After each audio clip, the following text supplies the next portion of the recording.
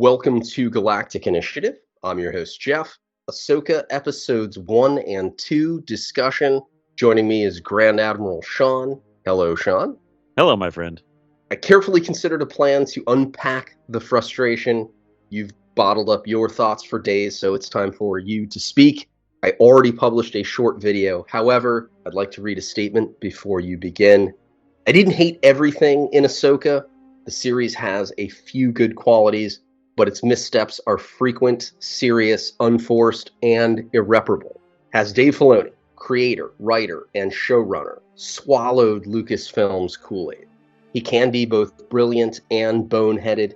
Rebels versus Resistance, The Siege of Mandalore versus the Martez Sisters, The Mandalorian versus the Book of Boba Fett, The Darksaber, The World Between Worlds, Purrgil, numerous questionable decisions with repercussions that level the remains of George's canon after Kathleen Kennedy's Magnitude 10 sequel trilogy and D+ nightmares. Like George, Dave needs a superior editor to mitigate his bad ideas. Also, he needs to retire several of his favorite characters and concepts for canon and narrative purposes.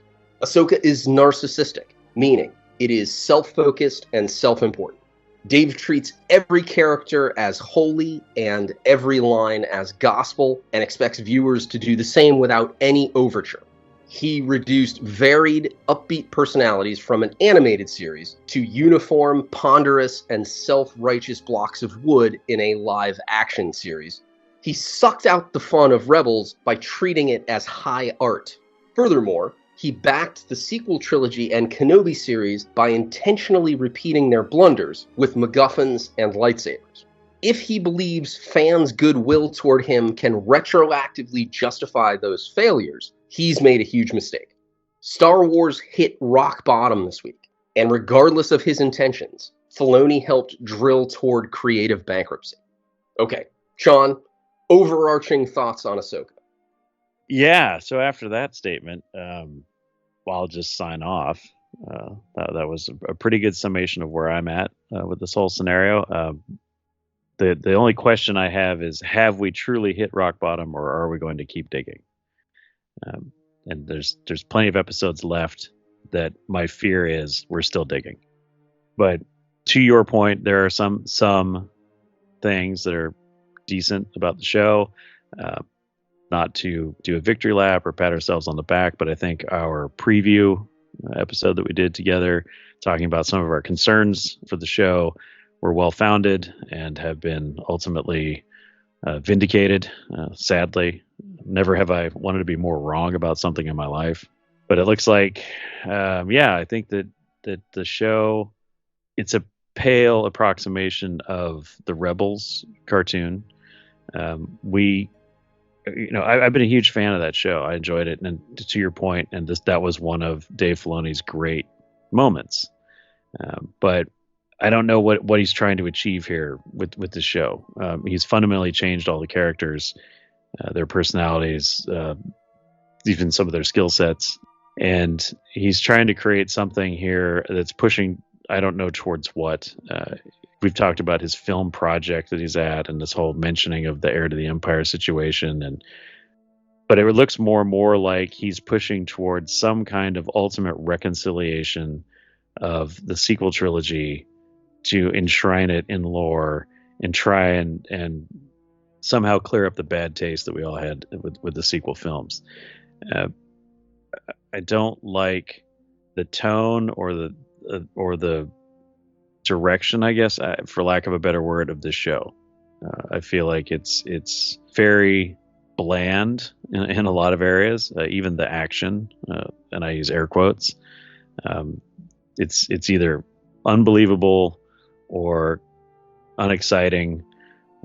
The dialogue, the expository dumps that we get in the show from the characters about stuff is delivered without passion or real acting going on from these actors and actresses in the show. It's confusing to me, right? It's confusing, and I don't know if this is, to your earlier point, if this is what we get when we strip off all of the controls on Dave Filoni. We had talked earlier, you and I, about how George Lucas likes to go on and on about rhyme and repetition and things like that. And it feels like Dave Filoni is going through a similar career arc that George Lucas did between the original trilogy and the prequel trilogy. Dave Filoni, with some guidance and some control and a few hard no's here and there, came up with some really amazing stuff in Clone Wars and with Rebels. But as he moved away from that control and was given more and more autonomy, we started to get things like Resistance. And I'm very, very concerned about where this show is headed. But I mean, there's just stuff going on here where it feels, yes, it's Star Wars in air quotes. It has Star Warsy moments, but it's still not Star Wars. A lot of different areas we can address. Poor performances by the actors, bad direction, awful writing, some combination, two of those, all three. I think that we have a scenario here where it's a confluence of events, obviously. The dialogue is not the best, but it's not bad. It's delivered poorly. And that could be the actors and actresses on the show. However, there's, of course, the director is ultimately responsible. They're the boss. So they say action, and people do a thing, and then they say cut, and then they're supposed to direct. They're supposed to say, hey, I need you to do more of this, with this line, or I need you to look a certain way, or they give them the talk about the motivation for their character and what they're supposed to be feeling and all that kind of stuff, right? That's there's supposed to be that dialogue. And then, maybe if you have a veteran actor or actress, they might come back with something. You're like, hey, well, I was thinking about the time I did Hamlet off Broadway. Okay, that sounds good. Channel that, whatever. At some point, at the end of the day, the manager is responsible for the employees, right? And so the director says at the end of the day, okay, that's the take we're going to use. I look at, for example, Ahsoka, the titular character of the show, and the way she talks. It's like somebody in the director's chair said, that's the take I want to use.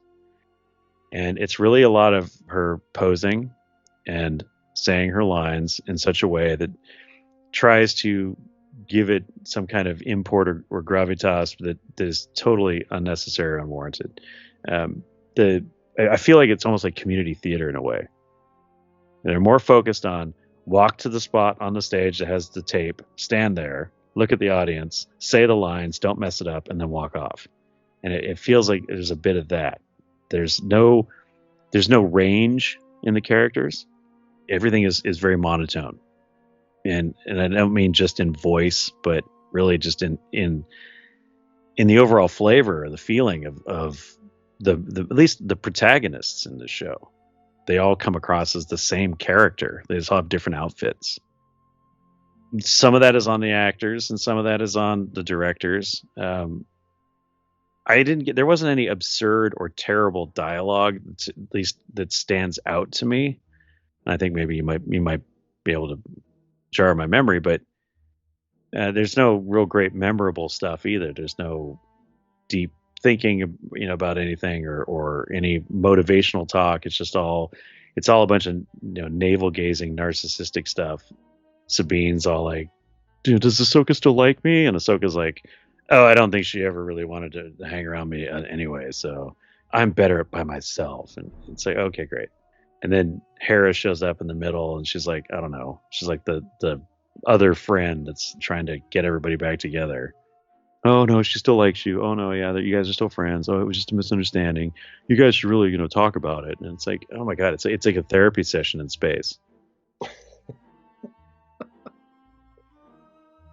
2 episodes of characters being all up in their fifis. It's unlike the characters I knew in Rebels. I don't find Ahsoka to be the worst character. Who is the worst? Well, so I guess in order for me to answer that question, I would have to ask it for a few clarifying points.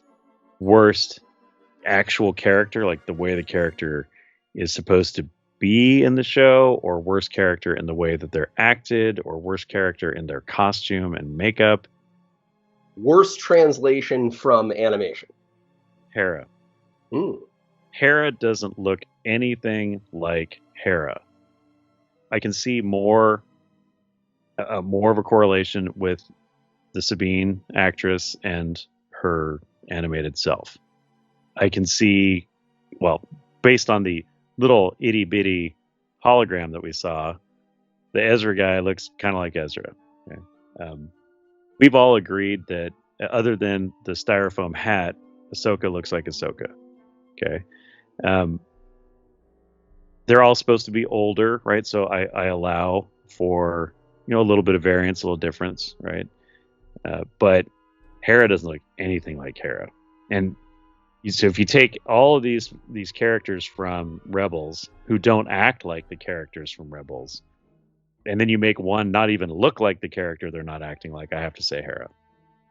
Okay, yeah. I found the costumes to be uninspired, trying to be too similar to the look of Rebels, but then just totally missing the spirit, the energy of the characters. What do you think? William Gibson refers to this as the Tommy Hilfiger event horizon, where you take something and you try and copy it, and then you copy the copy, and then you copy the copy, and it turns into something that, while you look at it, it vaguely reminds you of something, but it doesn't really look like anything. And that is kind of what we're getting with these characters until Sabine puts on the Mandalorian armor and cuts her hair off. I mean, it doesn't look anything like her character in Rebels, and that's okay. It doesn't have to be the one-to-one thing. Hera doesn't have the same outfit or costume that she had in the show, but a trend that I'm seeing in this new Disney Mandoverse that really just needs to stop is the World War II bomber jacket. Nobody has a leather jacket covered in patches down at the pub next to the airfield waiting to go bomb Germany or whatever. This is the problem, right? This is Patches the problem. O'Houlihan. Yeah, right? Like this, yeah, right? We got Jerry today, didn't we, boys? I get it. Lucas loved World War II films, and he loved that kind of thing, and he used World War II footage to try and block out the spaceship fights, and that's great. But we don't have to literally make it World War II. Even if you want to give him a fighter bomber jacket thing that's reminiscent of World War II, make it something more like Finn's jacket. That works. Well, Poe's jacket? Poe's jacket, whatever. His boyfriend's Letterman jacket, whatever. But do something like that. It's something that feels in universe, right? It's a style that we're not necessarily familiar with, but it's a thing. That's the kind of stuff. I mean, yeah, the orange jumpsuit thing, yeah. But if you look at the different seasons of Rebels, Hera always had the orange pants, but she had different tops and different colors and different kind of like vesty things and stuff. So I mean, it changed. Yeah. That's fine, but for me, the big thing for her, honestly, is the shape of her head.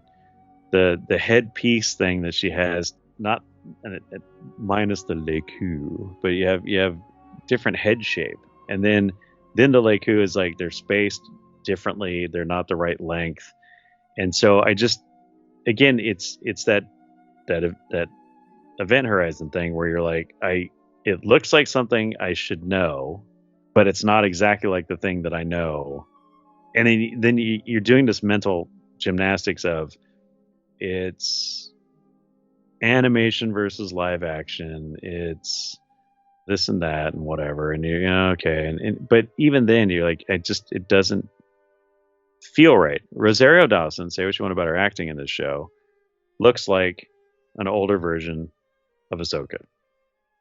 The thing that's going on with these other characters, however, is really frustrating. And I think I mentioned this on our previous show or in other conversations we've had, that there's a really weird thing going on in this show with the costumes that the main characters are wearing. They are surprisingly shiny, clean, and brand new. And for that whole lived in universe look, again, thing that we were talking about, it doesn't fit. That's the stuff for me that doesn't translate. And part of it is not just the Rebels versus the Ahsoka TV show versus animated stuff, but it's like some of these in-universe decisions that have been made on this show and other shows take you out of some of the believability factor of it. The character you liked least, the personality of the character, maybe the performance when this character is on screen, you're not happy. I think it's gonna be a toss-up between Ahsoka and Sabine for me. Sabine comes across as a very I don't know, like girl boss, shows everybody up, and she's so cool and she's so edgy, and then she just turns into sort of this whiny, needy post-millennial type. And Ahsoka, it's very strange. She has this weird, smug, kind of arrogant, resting bitch face that she has the whole time. And when she gives her lines and she's like kind of looking down her nose at you the whole time, I'm like, that's not Snips. I'm sorry. Okay. That's not the plucky character that we got in Clone Wars. And it's not even the post betrayal, leaving the Order, more mature Ahsoka that we got in the Siege of Mandalore and stuff like that, and then ultimately in Rebels. I mean, even calm, mellow, grown-up Ahsoka in Rebels still had personality and was still an empathetic character, and here she comes across as, and I don't know, maybe they're playing this to make a point later in the show. Who knows what goes on in the mind of Dave Filoni, but it just feels again like she's not the character. She's the one who looks most like her previous iteration, but acts least like her previous iteration. There was moments with Sabine in the show, she went through some teen angst stuff, but oh, guess what? She was a teenager, right? And so now, but she's not anymore, but she's still kind of going through some of that. But at least that kind of fits, or at least it sort of translates. But we've lost some of her fire and passion and things like that from Rebels. She was this great haunted character, and ultimately at the end of the show, when she steps into the maturity level to actually become a leader of Mandalore in a way, and then now she just seems like she's gone back to mopey teenager again. But yeah, between her and Ahsoka, it's like every time they're on, and then couple that with the fact that the two of them are having some kind of weird lovers quarrel. They're exes, and they're fighting over who gets the Four Non-Blondes t-shirt back. Shut up. And then that whole thing's going. So it's like two annoying characters being annoying with each other. It's just it's compounding the annoyance. What is going on? What is going on? Best character in the series so far. So far, I'm going to say it's Baylan. Yeah, Baylan, the Orange Jedi. Yeah. Baylan of Orange, perhaps. Baylan, nice. Yeah, his character is the one, I guess, is the only one who's been presented to us with any kind of nuance. Mama Dathomir is just bad. She's a baddie. We've already talked about the problems with the Ghost crew. He's the one who, he shows up. He's a bad guy. He's also has these moments where he says things like, "It would be a shame to kill the Jedi because there's so few of us left," expressing regret for future actions that he will have to take in completion of his mission. He strikes me as a Thrawn-esque character in the sense that he has his own agenda. He is serving, completing these tasks for others, but ultimately he has that little sidebar with his apprentice there where he talks about the power, the unlimited power. It has his Palpatine, unlimited power. But he's talking about their goal, right? That if they do the things that they're supposed to do for this other lady, they're going to achieve some kind of power. So his character has some nuance and some interesting angles to it. So hoping that we get more of that from him through the show. I like the droid. I mean, I liked his character in the Clone Wars cartoon, and it's nice to to have him back and having built or helped all the younglings build their lightsabers and stuff, and that whole connection to the old Jedi Order and to the prequel era is pretty cool. Yeah, I'd say those two are probably my favorites so far. Let's conduct a little self-analysis. You've chosen the two male characters. Well, it's about representation, Jeff. I can't enjoy the show unless I see myself on the screen. Do you like any of the female characters? Yeah, Morgan Le Fay. Yeah, JR, who's also a guest on the show from time to time, he and I were talking about this yesterday. It was funny because he said, you got to ask Jeff because Jeff reads all the books, right? He's like, where does Morgan come from? So we were like, oh, she's got to be from something. Well, no, she's wholly made up for this particular show. I mean, yes, she appeared in Mando, but that was to set up this show. And we're looking at that. I was like, I can't believe this. Like, she's a completely new character. So there's a lot to learn about her. And so far, I mean, yes, she is a villain and she's being villainous.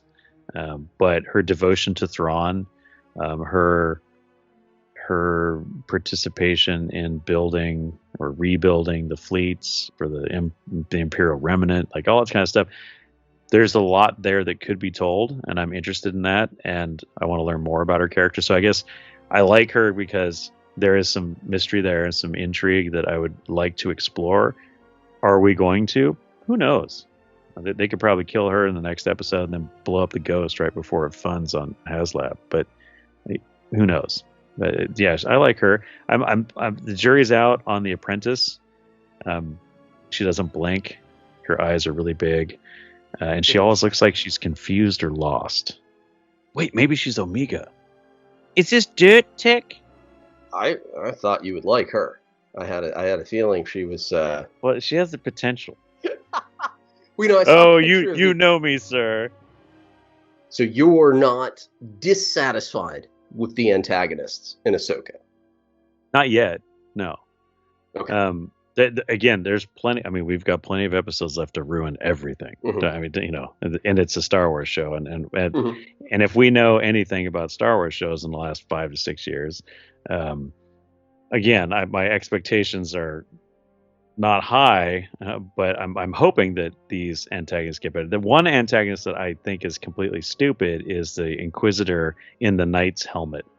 Morok or whatever. Morok, yeah. And I'm not even gonna. There's a whole bunch of fan theories. If you go look up the name, it's Ezra. Okay. You haven't heard that? Mm-mm. Okay, so it's one of the dumbest possible story choices you could make in this show, and Disney, Lucasfilm, Kathleen Kennedy, Dave Filoni, and their story group, and all the weirdos down there in California, right, have been making the most terrible choices for all of their franchises for several years now. So that's got to be it, because it's the dumbest possible thing you could do in this show. You make him look like some guy went into a museum, so went to the Tower of London, stole a helmet. Yeah, it'll be something really bad, because what have we learned from Disney Star Wars recently? It makes you so mad to think about it. It's got to be true. How do you feel about the concept of another galaxy? Well, it explains why they weren't in the original trilogy. It's conceivable. I'm going to meet the creators of the show halfway, and I'm going to extend another olive branch, because we're trying not to be full salt on this show.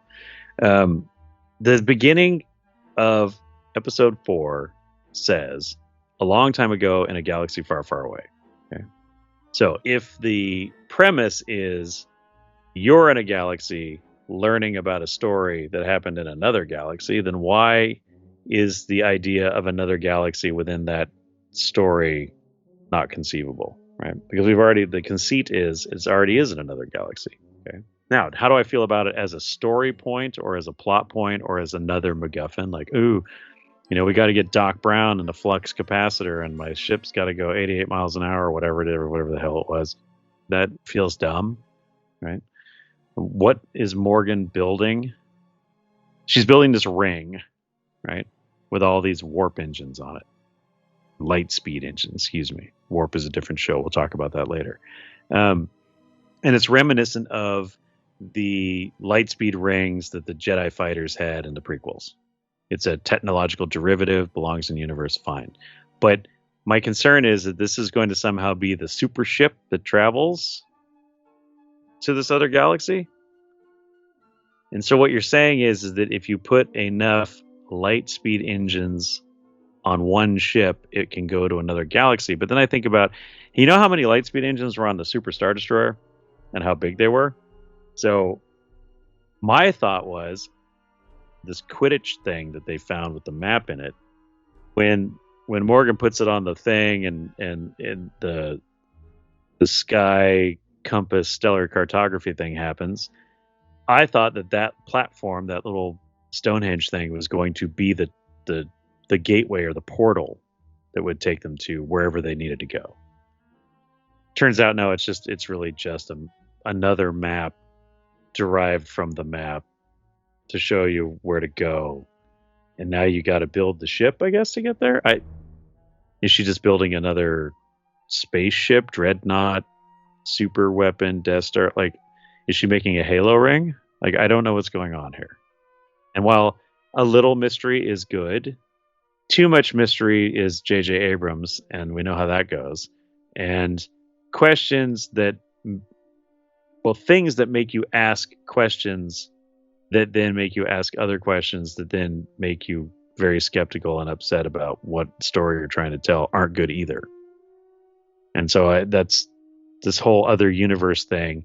Initially, you're like, yeah, okay, another universe, or another galaxy, sorry, not another universe, another galaxy, okay, great. We've had World Between Worlds, we've had all this other stuff. Conceptually, fine. Practically, not so much. Because now we're going to have to come up with a tool or a device, another tool or another device to get you there.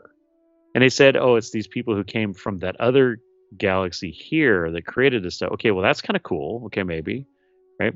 But that should be a two-way door. They came through here. We should be able to go through there. But now it's not really happening. And we only have 6 episodes left or whatever. So let's talk about the plot. Now that you've seen there's 2 a plot? episodes. Well, plot and pace. We've heard Filoni will be producing a film to tie together all of the shows in the Mandoverse. The pace has been very, very slow. It no longer feels like there'll be a lot to accomplish in this season. Are you worried about the pace? Are you worried about the plot? And what type of climax can we expect from season 1?